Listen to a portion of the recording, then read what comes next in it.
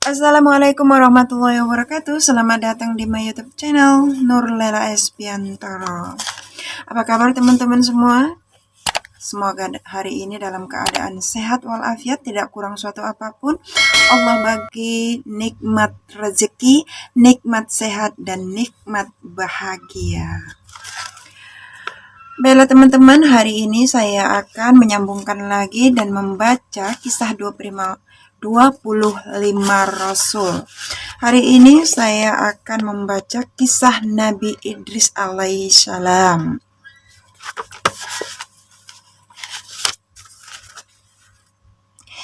Seiring dengan berjalannya sang waktu, keturunan Nabi Adam semakin berkembang biak dan beranak cucu.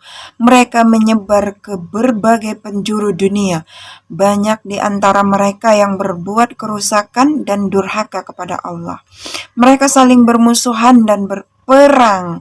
Perbuatan keji dan mungkar merajalela untuk mengingatkan orang-orang yang sesat dan menghindarkan dari kerusakan yang lebih besar. Allah mengutus Nabi Idris sebagai seorang nabi dan rasul untuk mengingatkan dan menyeru mereka agar kembali ke jalan yang benar yang diridhoi Allah.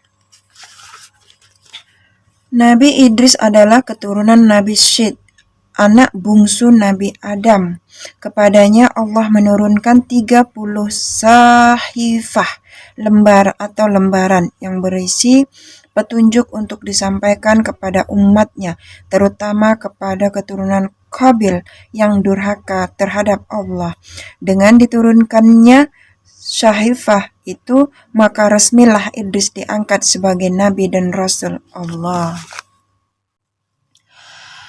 Pengetahuan Nabi Idris alaihissalam. Nabi Idris alaihissalam adalah seorang yang mula-mula pandai menulis dengan pena, pandai membaca, mengetahui ilmu falak, ilmu hitung, pandai menjahit, menunggang kuda, dan dialah yang mula-mula berani memerangi orang-orang yang sesat dan durhaka.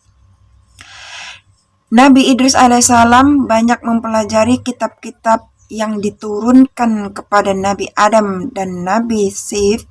Beliau pula lah yang pertama-tama pandai menggunting dan menjahit pakaian. Sebelum itu, semua orang memakai pakaian yang berbuat dari kulit binatang. Nabi Idris alaihissalam mempunyai kekuatan yang luar biasa sehingga beliau mendapat gelar Asad-ul Usud, singa segala singa. Dengan keperkasaannya itulah beliau memerangi kaumnya yang durhaka kepada Allah dan mengingkari syariatnya. Dengan segala kelebihannya itu, Nabi Idris alaihissalam justru senantiasa ingat kepada Allah Subhanahu wa Ta'ala, sehingga beliau memperolehi derajat yang tinggi, sebagaimana disebutkan dalam firman Allah yang artinya, ceritakanlah hai Muhammad kepada mereka kisah Idris yang tersebut di dalam Al-Quran. Sesungguhnya ia adalah seorang yang sangat membenarkan dan seorang nabi, dan kami telah mengangkatnya ke martabat yang tinggi. Quran Surah Maryam ayat 56 hingga 57. Dalam sebagian riwayat diceritakan bahwa Nabi Idris alaihissalam diberi kesempatan untuk bertemu dan berkenalan dengan para malaikat. Beliau mengajukan permintaan untuk dapat melihat alam gaib. Permintaan itu pun dikabulkan, maka naiklah Nabi Idris alaihissalam ke langit yang keempat. Sebagaimana ulama mengatakan bahwa sampai ke langit yang keenam dalam hadis yang diriwayatkan oleh Bukhari dan Muslim yang bersumber dari Anas bin Malik, dinyatakan ketika Nabi Muhammad SAW dan Jibril melalui suatu tempat pada peristiwa Isra dan Mi'raj, beliau sempat bertemu dengan seseorang yang menyambutnya seraya berkata, "Selamat datang wahai Nabi dan saudaraku yang saleh." Maka bertanyalah Nabi Muhammad SAW kepada Jibril, "Siapakah dia?" Jibril menjawab, Idris. Di dalam Al-Quran Allah Subhanahu wa Ta'ala berfirman, yang artinya dan ingatlah kisah Ismail, Idris dan Zulkifli. Semua mereka termasuk orang-orang yang sabar.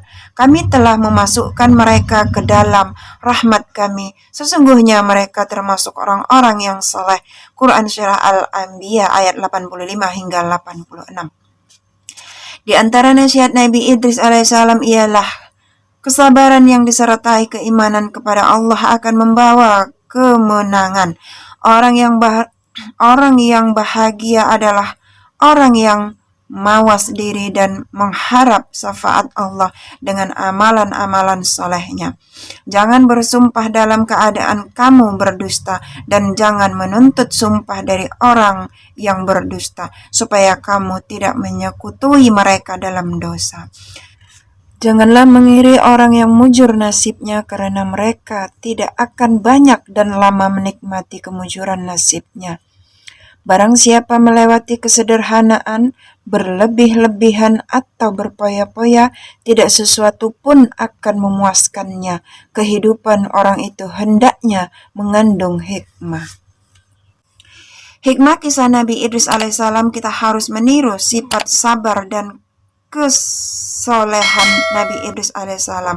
Bila ingin mendapatkan derajat yang tinggi dan mulia di sisi Allah Subhanahu wa Ta'ala, kepandaiannya yang dimiliki oleh Nabi Idris alaihissalam tidak membuat dirinya sombong dan berbesar hati. Hal inilah yang harus ditiru oleh kita. Pengetahuan yang didapat oleh Nabi Idris alaihissalam didapat dari ketekunannya menelaah alam dan mempelajari sahifah Nabi Adam dan Nabi Sif. Sebuah contoh mulia yang dapat ditauladani oleh kita semua, bahwa rajin pangkal pandai, malas pangkal miskin. Baiklah teman-teman, itulah tadi kisah Nabi Idris alaihissalam. Semoga bermanfaat bagi teman-teman semua dan bagi saya sendiri pribadi. Dan inilah yang bisa saya bacakan hari ini. Lebih dan kurangnya mohon dimaafkan.